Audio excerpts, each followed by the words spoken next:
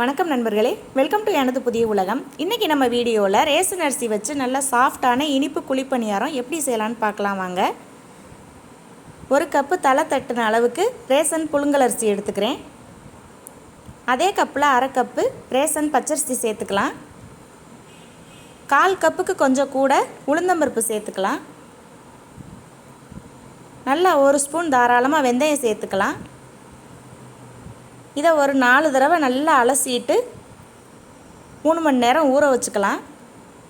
ஊறினதுக்கப்புறம் நல்லா 3/4 பதத்துக்கு அரைச்சி ஒரு நாள் ஃபுல்லாக நல்லா புளிக்க வச்சு எடுத்துக்கலாம்.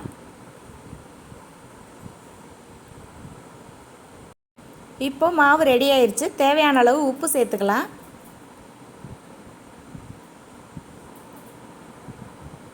ஒரு சிட்டிகை ஏலக்காய் தூள், நல்லா சாஃப்டாக ஒட்டாமல் வர்றதுக்காக ஒரு முட்டை சேர்த்துக்கிறேன்.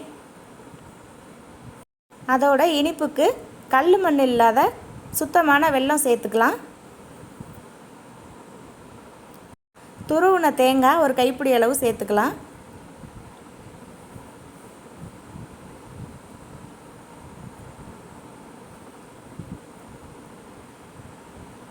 எல்லாம் சேர்த்து நல்லா மிக்ஸ் பண்ணிக்கலாம்.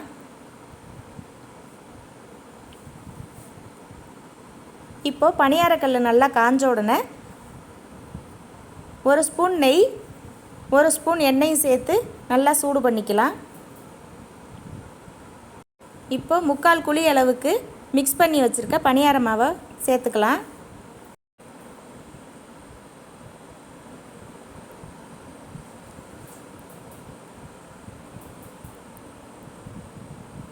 ஒன் சைடு நல்லா வெந்து வந்த உடனே பொங்கி வரும் இது மாதிரி. அதனால தான் 3/4 குழி அளவு நான் மாவு ஊற்ற சொன்னேன்.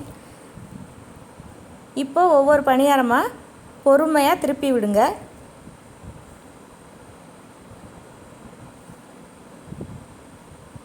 ரெண்டு சைடும் நல்லா இது மாதிரி வேக வச்சு எடுத்துக்கலாம்.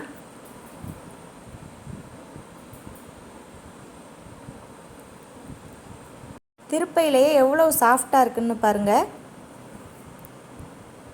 பொறுமையாக ஒன்றொன்னா திருப்புங்க. பொறுமை ரொம்ப முக்கியம்.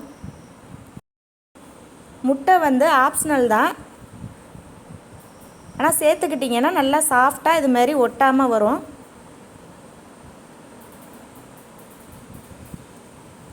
ரெண்டு சைடும் நல்லா வெந்த உடனே எடுத்துடலாம்.